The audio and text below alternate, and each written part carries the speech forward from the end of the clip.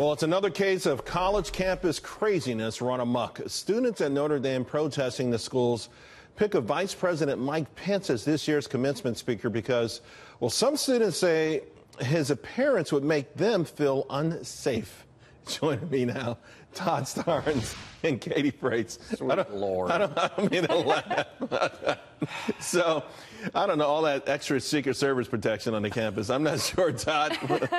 I didn't realize the vice president had a criminal record. Look, I find this really shocking because the vice president is a former Catholic, and of course Notre Dame is a Catholic school, so I'm not quite sure what the problem here is with the little snowflakes over there at Notre Dame. Well, you know, Katie, I think we know what the problem is, but it gets more absurd all the time. You know, it's, you know, we saw some stuff with Charles Murray recently, but it doesn't matter necessarily. But when I think of Vice President Mike Pence, I mean, I think of this guy, he's like the nicest guy in the world. Even if you don't agree with him politically, he's polite. He goes over and above the call when it comes to reaching out to people. This is the guy you want to go and speak to kids on a college campus. Exactly, but these kids, these students don't want to be reached out to. And let me just throw a PSA out there for all of these students. Words are not violence. His speech cannot harm you. So therefore, no, you cannot feel unsafe or uneasy. These people need to grow up and maybe take a moment to appreciate that the vice president is speaking at their college, and it's an opportunity to maybe hear a different viewpoint and understand more and broaden your worldview, not just go crawl under a rock. Yeah.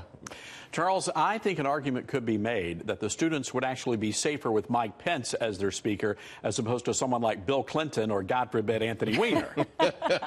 Just saying. Just saying. Just throwing it out there. Throwing it out there. You know, obviously, the other thing that goes hand in hand with the campus stuff is, well, before I want to switch gears, but I'll also ask about this Fresno State Trump must hang thing because, Todd, you wrote about this as well. I mean, this takes this whole conversation to a different level. Well, it certainly does. And after the administration suffered some backlash from the media, thanks to the folks at the Daily Caller and Breitbart News, they decided to go ahead and reinvestigate the professor. The professor, of course, also calling for the execution of Republicans. So, look, here's what needs to happen, in my estimation. They need to fire the professor, and if they don't fire the professor, they need to defund the university.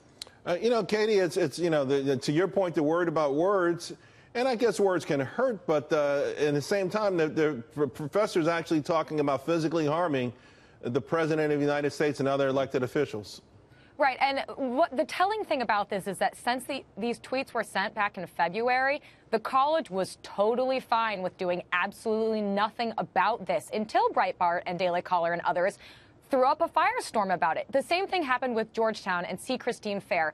Liberal professors are held to a different free speech standard than conservative ones are.